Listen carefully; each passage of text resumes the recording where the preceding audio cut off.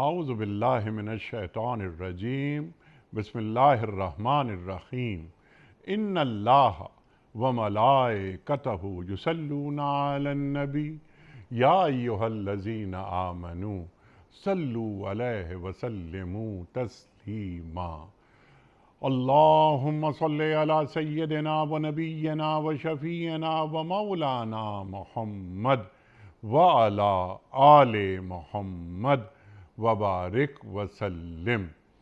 محترم خواتین و حضرات، السلام علیکم۔ پیام صبح کے ساتھ ایک بار پھر حاضر میں ہوں آپ کا میزبان انیق احمد۔ خواتین و حضرات، پیام صبح میں ہماری کوشش ہوتی ہے کہ قرآن کریم کے مختلف آیات پر ہمارے ملک کے ممتاز علماء گفتگو فرمائیں اور قرآن کریم سے ہمیں جوڑ دیں، ہمیں بتائیں کہ آج قرآن کریم ہم سے کیا مخاطبت کرتا ہے اور قرآن کریم کی ان آیات کے کیا کیا معنی اور مفاہیم ہیں۔ بڑے ہم ممنون رہتے ہیں، بڑے شکر گزار اپنے ملک کے جید علماء کے کہ وہ تشریف لاتے ہیں اور قرآن علم ہم تک منتقل کرتے ہیں۔ آج ہم اپنے ملک کے ایک ممتاز اور جید عالم دین سے بات کروائیں گے سورہ انبیاء کی آیت نمبر 7 کے حوالے سے۔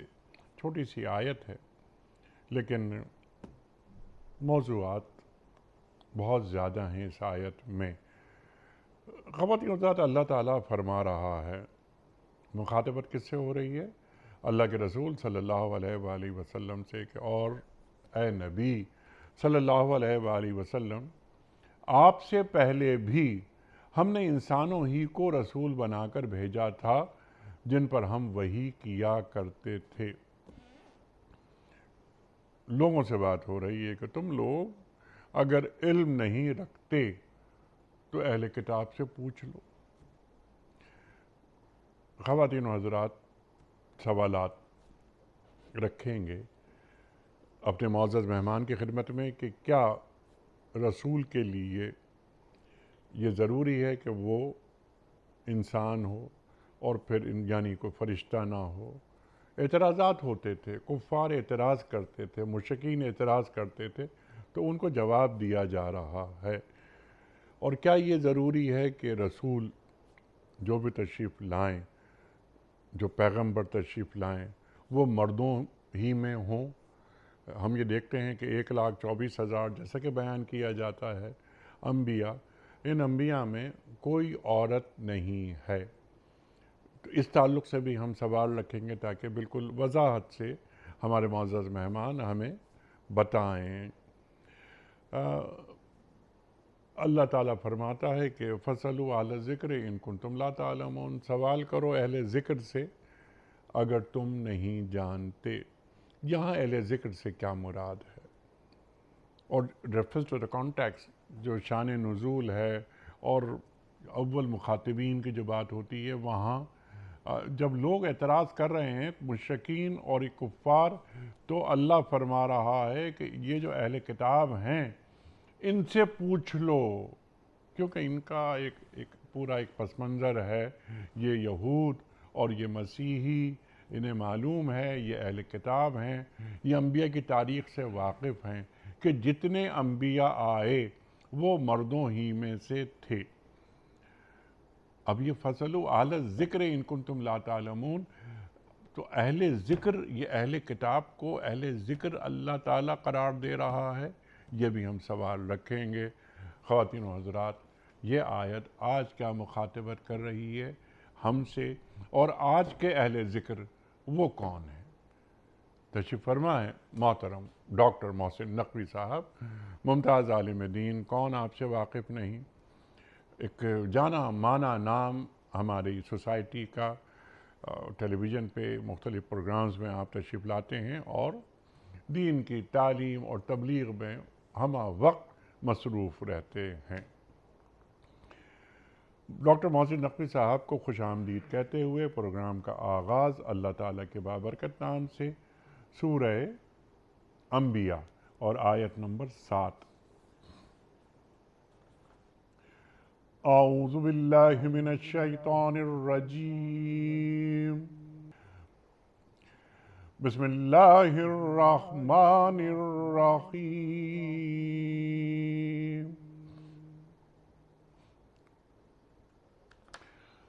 وما ارسلنا قبلك الا رجالا نوحی الیہم فاسألوا اہل الذکر ان کنتم لا تعلمون صدق اللہ العظیم۔ اے نبی صلی اللہ علیہ وآلہ وسلم، آپ سے پہلے بھی ہم نے انسانوں ہی کو رسول بنا کر بھیجا تھا جن پر ہم وحی کیا کرتے تھے۔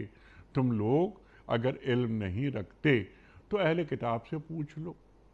محترم خواتین و حضرات، اس سے پہلے کہ ہم رکھیں آج کے پروگرام کے حوالے سے پہلا سوال ڈاکٹر صاحب کی خدمت میں، اس سے قبل کل کے پوچھے گئے سوال کا درست جواب اور آج کا سوال آپ کی خدمت میں۔ کل کا سوال ہمارا یہ تھا کہ بنی اسماعیل میں کتنے نبی آئے؟ درست جواب 1۔ آج کا سوال نوٹ فرما لیجئے، نماز عید میں کتنی زائد تکبیریں ہوتی ہیں؟ 4، 6 یا 3؟ جو درست جواب آپ سمجھتے ہوں روانہ فرمائیے۔ ہمارے فون نمبرز ہیں 0092213452709۔ ہمارا دوسرا فون نمبر ہے 009221343000980۔ ہمارا ای میل ایڈریس ps@duniatv.tv۔ ہمارا واٹس ایپ نمبر 009232182509194۔ حضرت ارشاد فرمائیے، ہم نے اے نبی صلی اللہ علیہ وآلہ وسلم، ہم نے آپ سے پہلے انسانوں کو ہی رسول بنا کر بھیجا۔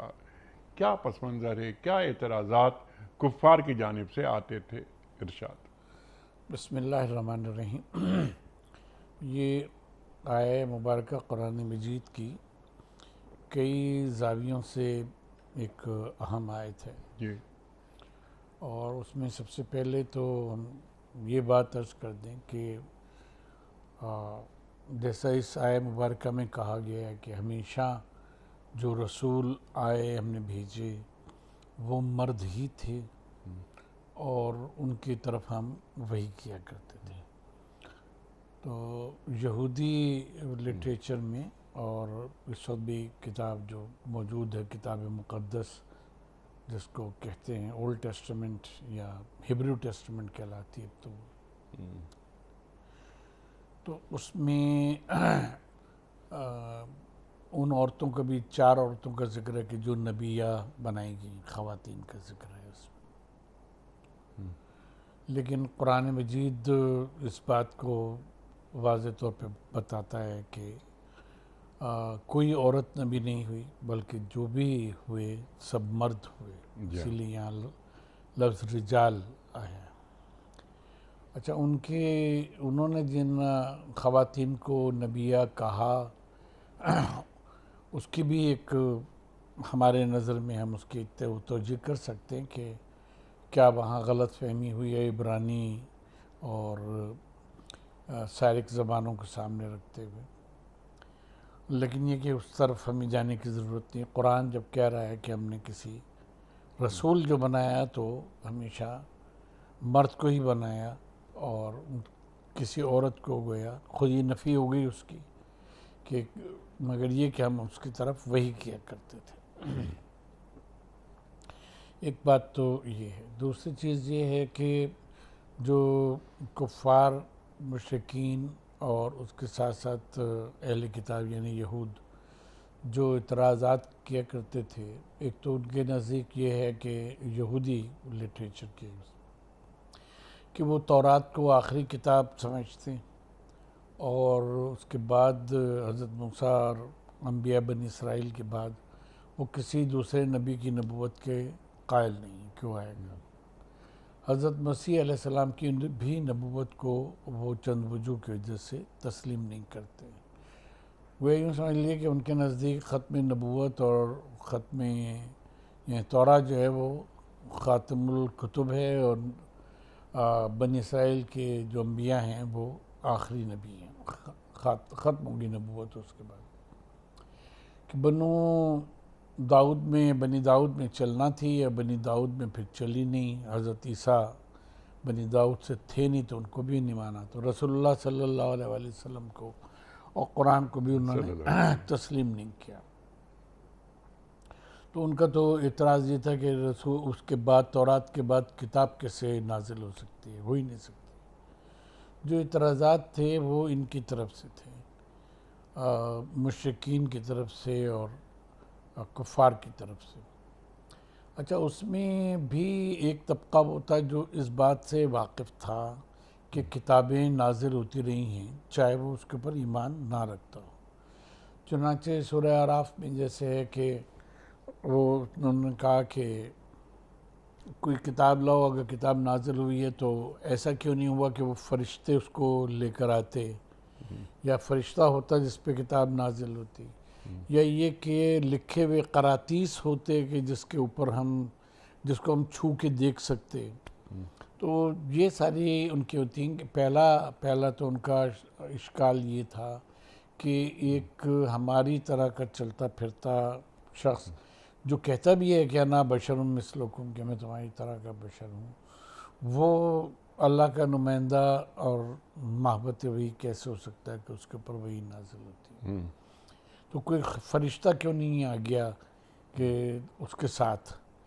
پھر یہ تھا کہ بھئی یہ کیسا نبی ہے کہ جو بازاروں میں چلتا پھرتا ہے، کھاتا پیتا ہے، یہ سب کرتا ہے؟ تو نبی تو کوئی ایسا ما فوق الفطرت ایک وہ ہونا چاہیے تھا کہ جو ہماری طرح زندگی نہ گزارے۔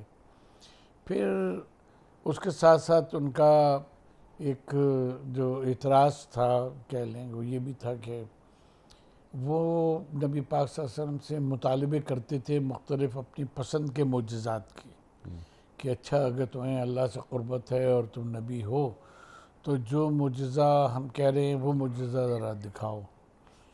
تو نبی پاک صلی اللہ علیہ وسلم نے اس کی نفی کی، قرآن میں آیا کہ میں تو صرف وہ کر سکتا ہوں کہ جو میری طرف وحی کی جائے، میں تو وہ بتا سکتا ہوں، اس کے علاوہ تو میں اسی صورت سے جیسے سورہ یونس کے میں آیا ہے کہ یہ کہتے ہیں کہ آپ اس قرآن کے بدلے او بدل ہو، اس کو بدل دیئے یا وہ آیتیں لے آئیے جو ہم کہہ رہے ہیں۔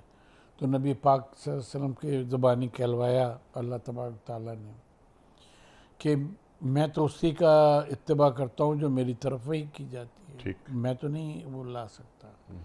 تو ان تمام باتوں کو یہاں ان کی نفی کی گئی ہے کہ ہم نے تو تم سے پہلے بھی جن انبیاء کو بھیجا، جن رسولوں کو بھیجا، جن کو بھیجا وہ سب کے سب رجال تھے، مرد تھے، اور مرد کے علاوہ ہم نے کسی کو نہیں بھیجا۔ صرف فرق یہ ہے کہ نوحی الیہ کہ ہم نے ان کی طرف وہی ہم کرتے رہے، اور وہی سے ہی ان کی گویا کہ پہچان ہوتی تھی۔ پھر قرآن مجید میں سورہ آل عمران میں یہ آیت مبارکہ ہے کہ اللہ یعلم حیث یجعل رسالت، کہ اللہ تعالیٰ بہتر جانتا ہے کہ کس رسالت اپنی کہاں قرار دے۔ تو اس کا مطلب یہ ہے کہ ان آیات کو اگر جوڑا جائے تو اس کا مطلب یہ نکلتا ہے کہ ایسا نہیں ہے کہ کوئی بھی شخص رسول ہونے کا دعویٰ کر دے، یا اللہ تبارک تعالیٰ جو ہے وہ یعنی دیکھتا ہے، اس کو پتہ ہے کہ کس کا نبی بننے کا پوٹینشیل ہے، نہیں ہے، کس کا ظرف اور کس کا قلب اس لائق ہے کہ اس کے اوپر وحی کی جائے، کس کے اوپر نہیں کی جائے۔ تو جس کو اللہ مقرر نہ کرے، ظاہر ہے کہ وہ نبوت کا دعویٰ بھی نہیں کر سکتا، اور کرتا ہے تو اس سے بڑا مردود کوئی نہیں، جیسا کہ نبی پاک صلی اللہ علیہ وسلم کے بعد بھی کچھ لوگوں نے نبوت کے دعوے کیے۔ حضرت موسیٰ علیہ السلام کے زمانے میں بلم باور کے لیے وہ تھا کہ بھئی وہ نبی ہیں، اور حضرت موسیٰ کے بجائے لوگ بعض اس کی پیروی کیا کرتے تھے۔ اس کا قصہ بھی قرآن مجید میں آیا ہے۔ تو بنیادی طور پر بات یہ ہے کہ اللہ مقرر کرتا ہے اور بشر میں سے ہی مقرر کرتا ہے، یہ بات قرآن مجید نے متعدد مقامات پہ دہرائی ہے، ما انا الا بشر مثلکم۔ یوحی الیہ کہ میں کچھ نہیں ہوں سوائے تمہاری طرح کا بشر، اور مجھ پر وہی نازل سوائے اس کے کہ مجھ پر وہی نازل ہوئی ہے۔ اور اس کے ساتھ ساتھ یہ ہے کہ اللہ جانتا اپنی نبوت کو کہاں قرار دے، اور پھر رسول اللہ صلی اللہ علیہ وآلہ وسلم کی زبانی جو سورہ اعراف میں آیا ہے کہ فقد لبثت فیکم عمرا من قبلہ افلا تعقلون، کہ اعلان نبوت سے پہلے کبھی پوری زندگی میری تمہارے سامنے ہے، کہ پھر بھی میں تمہارے درمیان رہتا رہا ہوں اور ہوں، کیا تمہیں ابھی بھی عقل نہیں آتی کہ میرا جیسا شخص جس کو تم خود صادق و امین کہتے ہو، تو وہ ایک غلط دعویٰ جو ہے کسی قسم کا نہیں کر سکتا وہ ہو سکتا۔ تو یہ ان کے اعتراضات تھے جس کا قرآن نے ساتھ ساتھ جواب دیا ہے وہ کیا ہے۔ سبحان اللہ، سبحان اللہ۔ اچھا، اور ایک بات تو بالکل آپ نے واضح کر دی کہ جتنے بھی انبیاء آئے وہ مردوں ہی میں سے آئے، قرآن مجید نے یہ بتایا، قرآن کریم نے ہمیں یہ بتا دیا، کوئی عورت کبھی نبی نہیں ہو سکتی۔ کلیئر۔ اب اگلی بات جو آپ نے بات فرمائی یہ بھی بالکل واضح کر دی کہ کفار اور مشرکین اعتراض کیا کرتے تھے کہ یہ آپ تو ہم جیسے ہی ہیں، تو نبی کو رسول کو تو کوئی فرشتہ ہوتا یا کوئی مافوق الفطرت ہستی ہوتی تو ہم مانتے، آپ تو ہم ہی جیسے ہیں۔ فقط لبثت فیکم عمرا من قبلہ افلا تعقلون، آپ نے یہ آیت بھی پڑھ دی کہ صاحب آپ نے تو ہمارے اندر ہی عمر گزاری ہے، دیکھیے جو قرآن بھی بیان فرما رہا ہے۔ اللہ کی سنت یہی رہی کہ اسی قوم میں سے اور انہی کی زبان بولتا ہوا شخص اس معاشرے کا نبی قرار پایا۔ کیا اس لیے کہ نبی کو اس معاشرے کے لیے ایک نمونہ بننا ہوتا ہے؟ بالکل، اس کا جواب ہم دیتے ہیں، اس سے پہ بات کرتے ہیں، لیکن ہم نبی کے سلسلے میں ایک بات عرض کرتے ہیں۔ ارشاد۔ دیکھیں، ہمیشہ لوگ جو ہیں وہ الفاظ اور ان کے مادوں سے، ہم نے دیکھا جو گمراہ فرقے پیدا ہوئے انہوں نے الفاظ اور ان کے مادوں سے، ان کے روٹ ورڈ سے کھیلا۔ اس آیہ مبارکہ میں رجال کی نفی کی گئی ہے کہ جو بھی ہیں رجال ہی ہیں، غیر رجال رسول نہیں ہوئے۔ ٹھیک ہے۔ اب رہا مسئلہ جیسے ہم نے عرض کیا تھا کہ ان میں نبی ہوئی ہیں عورتیں جن کو مانا جاتا ہے، اصل میں نبأ کے معنی ہوتے ہیں خبر کے، اور نبی جو ہے اس کو کہا گیا کہ جو غیب کی خبریں دے۔ ہمارے وہاں اسلام میں اس کا تصور یہ ہے کہ اللہ تبارک تعالیٰ کی بتائی ہوئی غیب کی خبریں دینا، جبکہ ہم آپ اچھی طرح جانتے ہیں کہ یونانی دور سے اوریکلز وغیرہ جو تھے وہ قائم تھے، جہاں عورتیں بیٹھ کر اور پیش گوئیاں کیا کرتی تھیں، کبھی وہ صحیح ثابت ہوتی تھی، کبھی صحیح ثابت نہیں ہوتی تھیں۔ تو ہوا یہ کہ جیسے کاہنیں ہوا کرتی تھی رسول اللہ صلی اللہ علیہ وسلم کے دور میں، اور عرب معاشرے میں ان کو نبیہ بھی کہتے تھے، ان کو کاہنہ بھی کہتے تھے، لیکن اس کی سب کی قرآن مجید نے نفی کی۔ وہاں بھی جو 4 عورتوں کا آیا ہے وہ بنیادی طور کے اوپر پروفیسی کرنے والی تھیں، یعنی وہ غیب کی خبریں دیا کرتی تھیں اپنے دعوے کے مطابق کہ یہ ہونے والا ہے، یوں ہوگا اور ایسا ہوگا، یہ ہوگا۔ تو وہ لفظ کے اشتراک کی وجہ سے ان کو انگلش کے لحاظ سے تو وہ پروفیٹس تھیں، جو پروفیسی کے انگلش میں معنی ہیں، یا عربی میں نبی اور نبا کے جو معنی ہیں، انباء کے جو معنی ہیں خبر دینا، اس معنی میں تو وہ تھیں، لیکن جو شرعی اس کے معنی ہیں کہ اللہ کی بتائی ہوئی خبریں، غیب کی خبریں دینا اللہ کے بتانے سے، وہ چیز ظاہر ہے کہ اسلام میں اس کی کوئی صورت جو ہے وہ جو بھی ہے وہ رسول کو ہی ہوگی اور نبی کو ہی ہوگی، اس لیے انبیاء کو اور رسولوں کو ساتھ ساتھ اللہ تبارک تعالیٰ نے ذکر کیا ہے، کبھی ان کو نبی کہا ہے، کبھی انہی کو رسول کہا ہے۔ کیونکہ وہ اللہ تبارک تعالیٰ کے وحی کے ماتحت ہیں.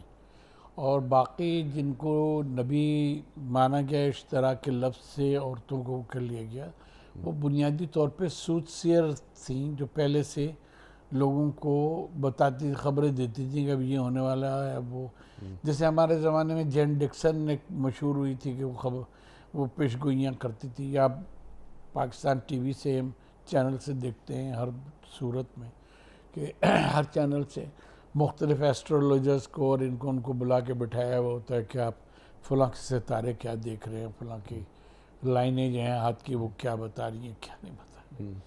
تو اس قسم کے تھے، تو اشتراک کے لفظ کی وجہ سے ان کو سمجھ لیا گیا. ورنہ قرآن مجید کی یہ آیہ مبارکہ یہ بھی ثابت کر رہی ہے کہ بنی اسرائیل میں یا اسلام سے پہلے جو الہامی مذاہب ہیں ان میں بھی عورتیں نبی نہیں ہوئیں. فصلو اہل الذکر سے اگر اہل کتاب مراد لیے جائیں تو ظاہر ہے کہ ایک چیز کو اگر وہ مانتے ہیں تو قرآن اس کے مطابق کیوں کہے گا کہ ان سے بھی پوچھ لو کہ کوئی عورتیں نہیں ہوئیں، مرد ہوئیں. اس کا مطلب یہ ہے کہ رسول اللہ صلی اللہ علیہ وسلم کے زمانے میں تک یہ بالکل ایک اسٹیبلشڈ جیوز کا بھی عقیدہ تھا کہ جو نبی ہوگا تو وہ مرد ہی ہوگا، رسول ہوگا تو وہ مرد ہی ہوگا. اور یہ جو گویا کیونکہ بائبل میں انٹرپولیشن ہوتی رہی ہے، کتابیں نکالی اور کتابیں واپس اور رسول جو ہوگا اور جو نبی ہوگا وہ مرد ہوگا اور اسی قوم میں سے ہوگا کہ جہاں مبعوث کیا جا رہا ہے انہی کی زبان بولتا ہوا ہوگا، کیونکہ اسے نمونہ عمل بننا ہے. نمونہ عمل بننا ہے. اور دیکھیں کہ یہ جو آیہ مبارکہ ہے جہاں حضرت موسیٰ علیہ السلام نے دعا مانگی ہے، رب اشرح لی صدری ویسر لی امری واحلل عقدۃ من لسانی، یعنی کوئی ایسی بات کہ جو تبلیغ کی راہ میں حارج ہو، چاہے وہ زبان کا نہ جاننا ہو، چاہے لکنت ہو یا اور کوئی وجہ ہو، تو وہ کیونکہ تبلیغ کی راہ میں حائل ہے تو اللہ تبارک تعالیٰ اس کو باقی نہیں رہنے دیتا، اس چیز کو دور کرتا ہے نبی کے لیے. اور اس کی سب سے بڑی وہ یہی ہے کہ وہ انہی کی زبان میں ہوتا ہے تاکہ وہ ان کو سمجھا سکے، وہی خدا بندی کا ابلاغ کر سکے اور وہ پھر اپنے عمل سے اس کو کر کے دکھاتا ہے کہ تمہارے پاس کوئی حجت نہ رہ جائے کہ یہ احکام تو وہ ہیں جس پہ ہم نہیں عمل کر سکتے، فرشتے عمل کریں یا اور کوئی مافوق الفطرت لوگ عمل کریں.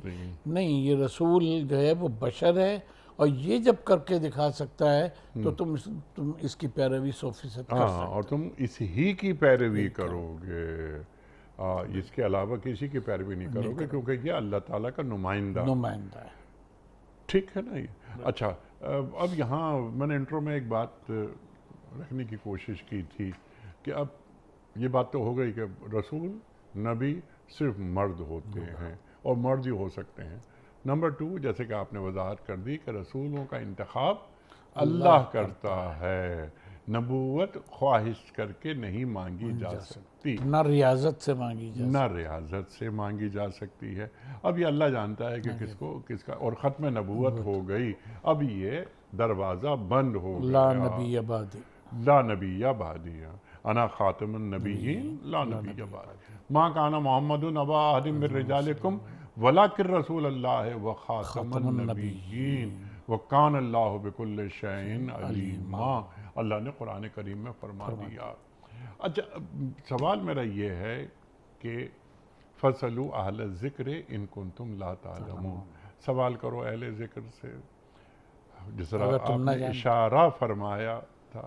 ذرا اس کو کھولیے، کیونکہ اہل ذکر قرآن کریم جو ذکر کا لفظ استعمال کرتا ہے، بہت ساری جگہوں پہ ذکر کا لفظ آیا، اِنَّا نَحْنُ نَزَّلْنَا الذِّكْرَ وَإِنَّا لَهُ لَحَافِظُونَ، الا بذکر اللہ تطمئن القلوب وغیرہ وغیرہ. تو یہاں یہود کو اہل ذکر میں یا مسیحیوں کو اہل ذکر میں کیوں شمار کیا جا رہا ہے؟ دیکھیں، پہلی بات تو یہ ہے کہ جیسا کہ وہ سورہ حجر کی آیت ہے کہ اِنَّا نَحْنُ نَزَّلْنَا الذِّكْرَ وَإِنَّا لَهُ لَحَافِظُونَ، ہاں تو ذکر ایسے موقعوں کے اوپر مجموعہ وحی الہی کے لیے آتا ہے. ٹھیک ہے. ایک بات تو یہ ہوگی. دوسری چیز یہ ہوگی کہ ذکر کے کیونکہ سب سے عام معنی یہ ہیں اللہ تبارک و تعالیٰ کو یاد رکھنا اور اللہ تبارک و تعالیٰ کو کا ذکر کرنا. جی. تو یہ دو چیزیں جو ہیں وہ اہم ہیں. قرآن مجید میں ہر جگہ اس وحی کی تائید کی گئی ہے کہ جو گزشتہ انبیاء پر نازل ہوئی. تورات کو ہدا بھی کہا، نور بھی کہا، انجیل کو، زبور کو ہدایت قرار دیا اللہ تبارک تعالیٰ نے، نور قرار دیا وہ کیا. قرآن مجید کو بھی ہدایت اور نور قرار دیا اللہ تبارک تعالیٰ نے. لیکن قوموں کے رویے کی یعنی یہودیت کی تردید نہیں کی ہے، قوموں کے رویوں کی مذمت کی ہے. قوم یہود کی مذمت کی ہے. یہودیت کی مذمت قرآن مجید میں کہیں بھی نہیں ہے. ٹھیک ہے. تو وہ بھی جیسے قرآن بطور ذکر کے نازل ہوا، ویسے ہی تورات، زبور، انجیل بھی بطور ذکر کے ہی نازل ہوئے. بعد میں قوموں نے ان میں تحریف کر دیا. اسی صورت سے انجیل کے نزول کا قرآن بات کرتا ہے، لیکن جو عیسائیوں کے مسیح برادری کے بہت سے عقائد ہیں ان کے خلاف بات کرتا ہے. جو مسیحیت یعنی دین مسیح جو اللہ کی طرف سے نازل ہوا تھا اس کی کہیں قرآن مجید نے تردید نہیں کی، بلکہ مصدقا لما بین یدیہ جب کہتا ہے قرآن مجید تو اسی معنی میں کہتا ہے کہ جو ان پر نازل کیا گیا تھا اصلاً اس کی تصدیق کرنے والا قرآن مجید. اچھا، اب یہ آپ کا سوال کہ ان کو اہل ذکر کیوں کہا. قرآن مجید میں یہ آیات بھی موجود ہیں اور خاص طور پہ جیسے یہودیوں کے لیے کہ دریا کے کنارے والے جو ہیں ان کو یاد کرو، اس بستے کو کے لوگوں کو. قمران ٹرائبس کی بات کی جس کو بعد میں قمران ٹرائبس سے بھی جوڑا. قرآن مجید تو نہیں نام لیتا لیکن ان لوگوں کو یاد کرو کہ جو دریا کے کنارے آباد تھے اور وہ اللہ تبارک تعالیٰ کا ذکر کرتے تھے، کتاب الہی کو پڑھا کرتے تھے، کیا کرتے تھے سارا. تو ان میں جو اہل ذکر تھے جن کے پاس تورات محفوظ تھی وہ اللہ کے احکام کے مطابق عبادت کیا کرتے تھے، اسی تورات کی تبلیغ بھی کیا کرتے تھے انہی کتابوں کی. اسی صورت سے عیسائیوں کے لیے، مسیح برادری کے لیے یہ وہ ہے کہ یہ تم سے قریب ہیں کیونکہ ان میں قسیسین بھی ہیں اور راہبان بھی ہیں. وہ ہیں جو عبادت کرنے والے لوگ ہیں وہ بھی موجود ہیں، اور اس کے ساتھ ساتھ قسیسین ہیں یعنی کتاب کا علم رکھنے والے.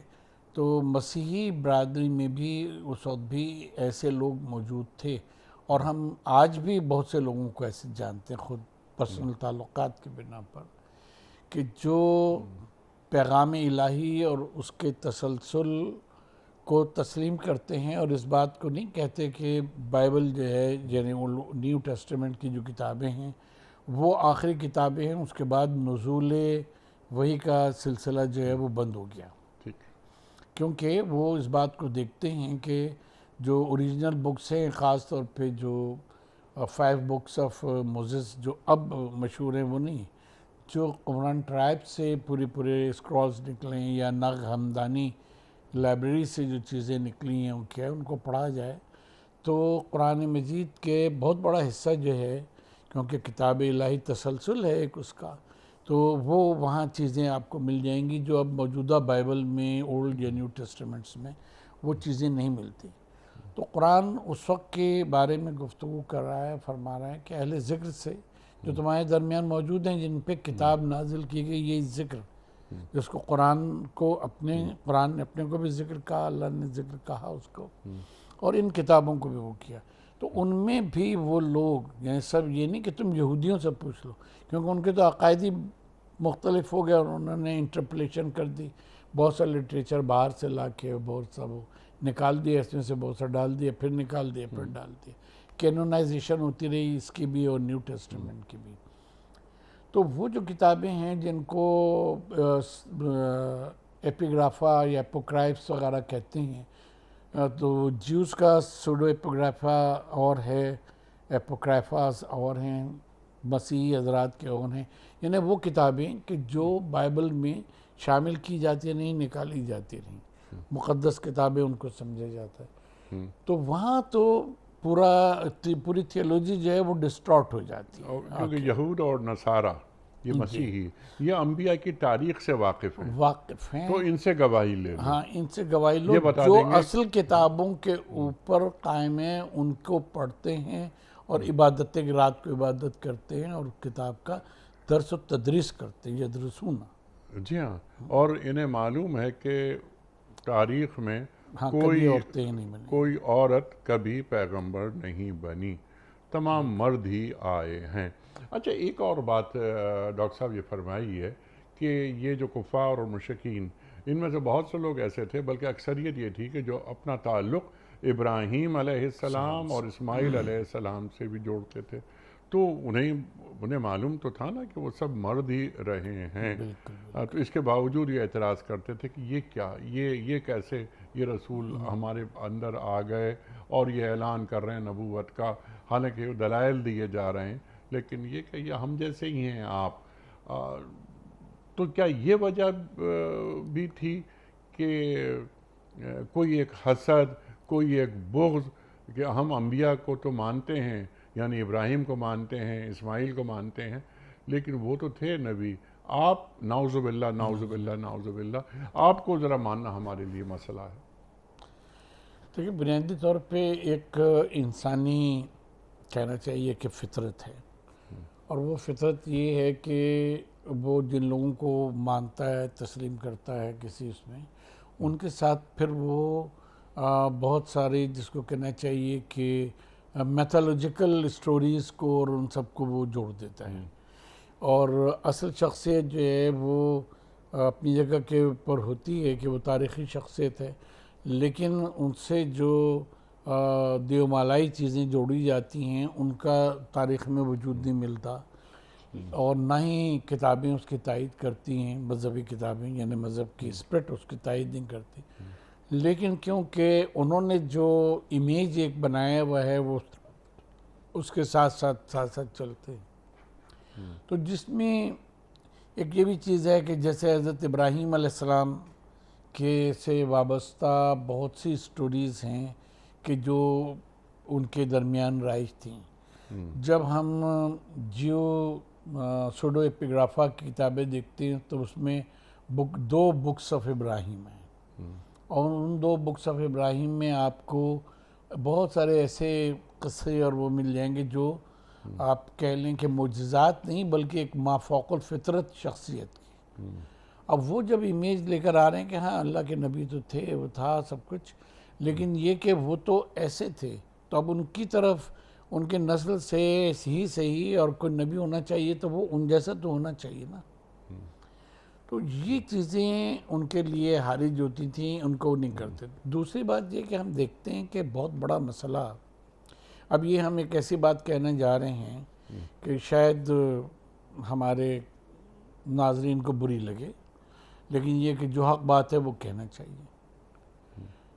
مذہب کا مسئلہ یہ ہے کہ مذہبی تعلیمات کو تھوڑا سا اس میں دیومالائیت ملا کے کر کے مذہبی طبقہ جو ہے وہ خود مافوق الفطرت بننا چاہتا ہے، بننے کی کوشش کرتا ہے، اور مذہب کے نام کے اوپر اسی حوالے سے ایک سیکرڈ بزنس جو ہے وہ شروع ہو جاتی ہے، اور جتنا پیسہ اس میں ہے ہم نے دیکھا ہمارے دور میں بھی کہ جو 22ویں صدی میں ہم چل رہے ہیں، سائنس اور ٹیکنالوجی کا اور اے آئی کا اور اس کا میٹا کا اور اس کا سب کا جی پی ٹی کا دور ہے، اس کے باوجود بھی لوگ جو ہیں اس سیکرڈ بزنس میں لگے ہوئے ہیں اور کما رہے ہیں۔ جب نبی پاک صلی اللہ علیہ وسلم نے اعلان نبوت کیا تو یہ جو راہب اور کہن وغیرہ تھے اور مختلف لات منات اور عزا وغیرہ کے پوجنے والے جو پروہت تھے، ان کا ایک بہت بڑا بزنس تھا کہ جو ہر بت کے نام کے اوپر ان کے چل رہا تھا۔ اور نبی پاک صلی اللہ علیہ وسلم نے جب وحدانیت کی بات کی اور خدائے حقیقی سے اللہ سے ملانا چاہا، وہ کیا، تو انہوں نے کہا کہ ہمارا تو سب سے بڑا ان کا خطرہ یہ تھا کہ یہ ہماری تو یہ بزنس ختم ہو جائے گی، لوگ اللہ کو مانیں گے، 365 بتوں کو نہیں مانیں گے، ان پہ چڑھاوے نہیں چڑھائیں گے، وہ نہیں وہ کریں گے، تو ہم کہاں جائیں گے؟ اور اللہ کو تو تمہاری ضرورت ہی نہیں ہے، اللہ تمہیں رزق دیتا ہے، اللہ کو تمہارے رزق کی ضرورت نہیں۔ جہاں یہ سورہ اپنے کیا نام ہے، سورہ طٰہٰ کی ان آیات میں جو ہم پڑھتے ہیں، تو اس میں یہ ہے کہ بھئی نماز قائم کرو، دیکھو ہم تمہیں رزق دیتے ہیں، تم سے تھوڑی ہم رزق کا مطالبہ کرتے ہیں۔ یا جو وہ آیت ہے وما خلق، سورہ ذاریات کی وما خلقت الجن والانس لیعبدون، اس کے آگے یہی ہے کہ اللہ تبارک و تعالیٰ رازق ہے، تم تھوڑی اللہ کو رزق دیتے ہو، اللہ کا رزق تو اللہ تعالیٰ کے ہاتھ میں ہے۔ تو اب جب یہ پیراڈائم آ جائے اور وہ چڑھاوے اور منتیں اور کلاوے اور یہ ساری چیزیں جو ہیں وہ ختم ہو جائیں، تو دین اسلام تو ان کی گویا کہ ان کے نقطہ نظر سے ان کے بزنس کو غارت کرنے والا تھا۔ اچھا، لہٰذا یہ کہ توحید کی ضرب جو ہے جہاں ان کے خداؤں پہ پڑ رہی تھی، وہاں ان کی بزنس پہ بھی پڑ رہی تھی۔ اور یہاں بھی ہمارے زمانے میں بھی اگر بدعات اور ان سب کی چیزوں کے شرک کے خلاف بات کی جائے تو مخالفت اسی طرف سے آتی ہے کہ جن کے سیکرڈ بزنسز پہلے سے چل رہے ہیں اور فلرش کر رہے ہیں ایک جاہل معاشرے میں، ٹھیک ہے، اور ان کے مفادات پہ ضرب لگنے کا اندیشہ ہوتا ہے، اسی لیے وہ مخالفت کرتے ہیں۔ انبیاء کی بھی کرتے رہے ہمیشہ مخالفت، اور ان کی بھی کرتے رہے۔ بھی حضرت ابراہیم علیہ السلام نے جو بتوں کو توڑا اور کہا کہ بھئی تم ان کو کر، اچھا انہی سے پوچھ لو کہ کس نے توڑا بھئی بتوں کو، یہ جو بڑا خدا ہے، یہ کہ تم کیسی بات کر رہی ہے، تو خود بول نہیں سکتے، سن نہیں سکتے، سمجھ نہیں سکتے۔ اب یہ جب آرگومنٹ رسول اللہ صلی اللہ علیہ وسلم کے دور میں بھی ظاہر ہے ویلڈ تھا، آج بھی ویلڈ ہے کہ جن چیزوں کو پوجا جا رہا ہے یا جن کی پرستش کی جا رہی ہے دین کے نام پر، اور پیسہ جو ہے اس کی کوئی حد ہی نہیں ہے، تو ظاہر ہے وہ لوگ تو مخالفت کریں گے۔ جی بالکل۔ اور کیا فرمایا جا رہا ہے، قرآن کریم فرما رہا ہے کہ یہ جو چڑھاوے چڑھاتے ہیں انہی بتوں پر، تو کوئی مکھی ان کے چڑھاوے یہ لے کے چلی جائے تو یہ اس سے چھین نہیں سکتے، ذوف الطالب والمطلوب، مطلوب جس سے مانگا جا رہا ہے بالکل وہ بھی کمزور ضعیف، جو مانگ رہے ہیں وہ بھی کمزور۔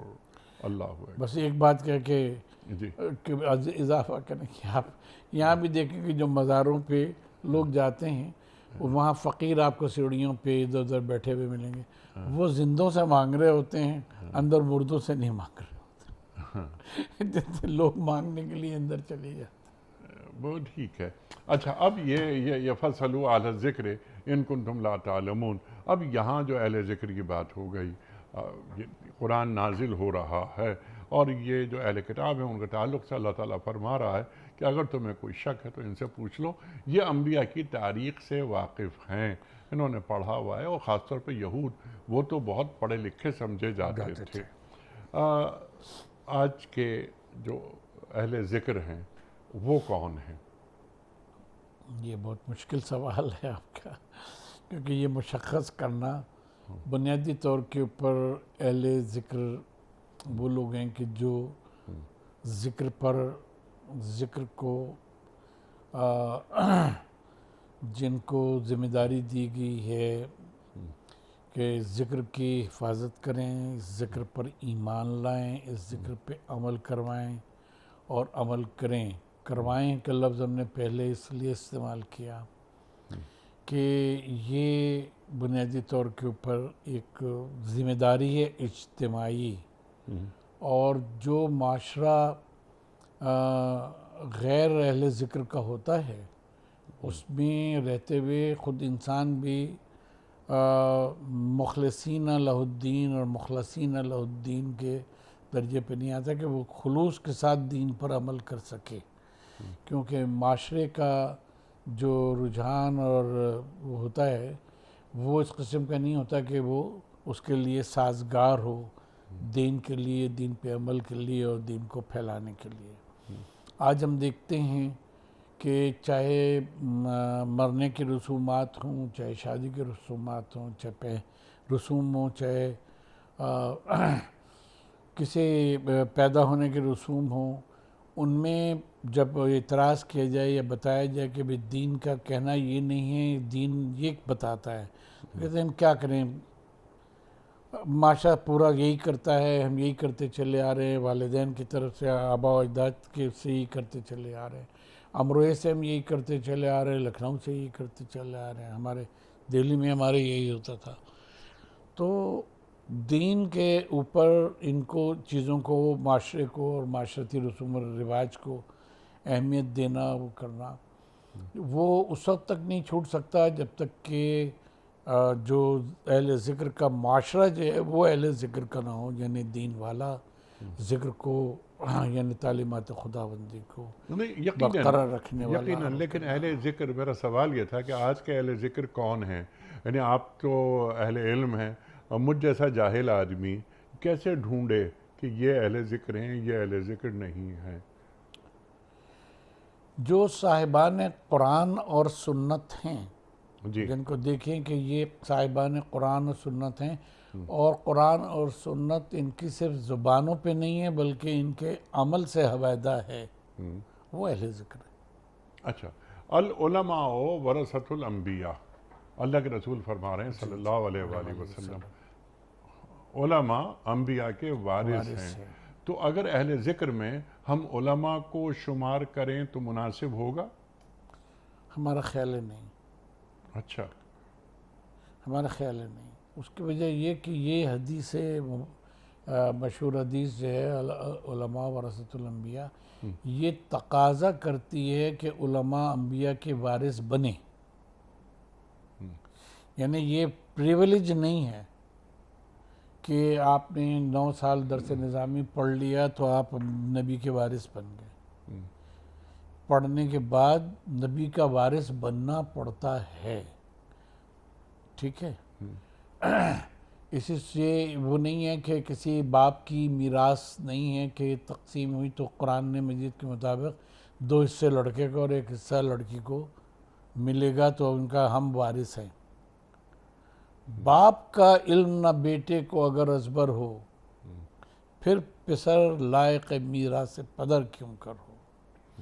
تو العلماء ورثۃ الانبیاء کا مطلب یہ ہے کہ جو علم دین حاصل کرے وہ انبیاء کا وارث اپنے کو خیال کرے اور اس کے مطابق معاشرے میں بیہیو کرے، معاشرے میں اس کا عمل جو ہے وہ وارث نبی کے طور کے اوپر ہونا چاہیے۔ اچھا، ٹھیک ہے۔ اور جہاں تک اس بات کا تعلق ہے، دوسری بات جو آپ نے کہی کہ ہم انہی کو، علماء کو ہی کیا سمجھیں، اہل ذکر سمجھیں، تو علماء کو اہل ذکر سمجھنا اس لیے وہ نہیں ہے کہ علماء میں سے اہل ذکر ہوں گے، کیونکہ ذکر قرآن نے اپنے آپ کو ذکر کہا ہے، اللہ نے قرآن کے عالم ہوں گے اہل ذکر، مانوی معنوں میں کہ ہم نے بھی قرآن اٹھایا ہوا ہے، آپ کے ہاتھ میں بھی کاپی ہے قرآن کی، دوسرے کی بھی، تیسرے کی بھی، لیکن اس میں اہل ذکر وہی ہوں گے کہ جو وارث انبیاء بننے کے کوشش میں مصروف ہوں گے، کہ جو انبیاء کا کام تھا وہ کام ہمیں کرنا ہے۔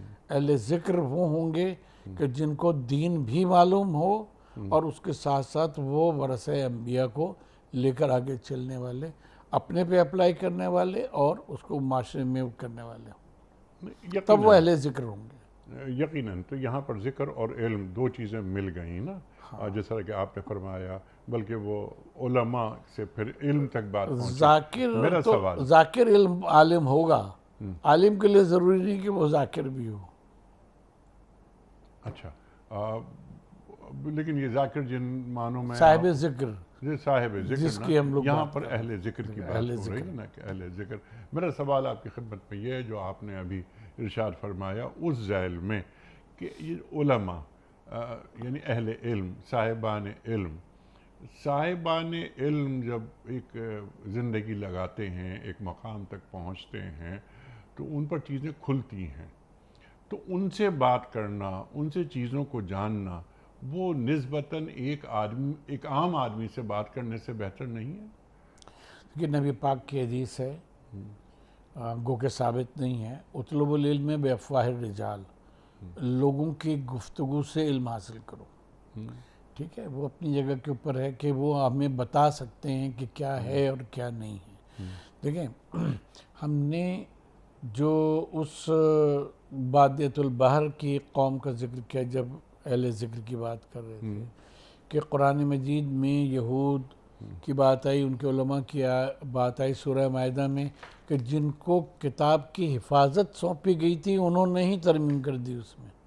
ٹھیک ہے نا، سورہ مائدہ میں جیسے قوم کی بات ہوئی نا، پوری قوم کی بات ہو رہی قوم ہے. کی میں بات، قوم میں سے اہل علم کی بات کر رہا ہوں، ہم بھی علماء کی. قوم میں سے سرکار، قوم میں سے اہل علم کی بات کر رہے ہیں کہ جاننے والے تھے، ان کو تفویض کیا گیا کہ تم دین کی حفاظت کرو گے کتاب کی، لیکن انہوں نے ہی کہتے کچھ تھے، لکھتے کچھ تھے، اپنے ہاتھ سے لکھتے ہیں اور کہہ دیتے ہیں کہ یہ اللہ کی طرف سے ہے.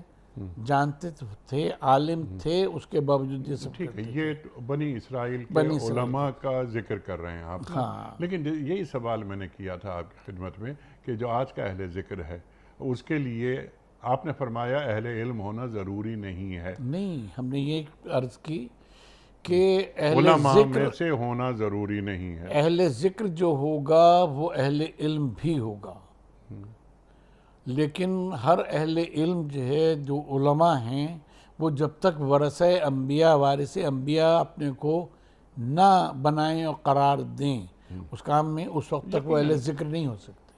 یقیناً اس کو لیے تو آگے کی قول اور فعل، اس میں ہم آہنگی، اس کے ساتھ ساتھ جو دین کا کینوس ہے، جتنا بڑا کینوس ہے اس کا جاننا بہت ضروری ہے.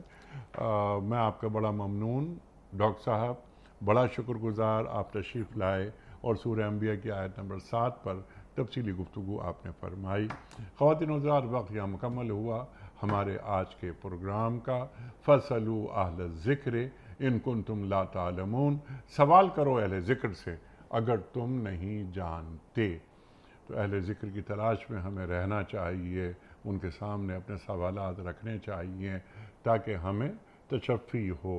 یعنی آج کے اہل ذکر ہمارے جو معزز علماء ہیں، لیکن جس طرح ڈاکٹر صاحب نے فرمایا کہ وہ اہل علم کہ جن کا کینوس بہت بڑا ہے، جن سے کوئی بات، کوئی سوال جن کے سامنے رکھا جائے تو وہ قرآن و سنت کی روشنی میں ہماری تشفی فرماتے ہیں.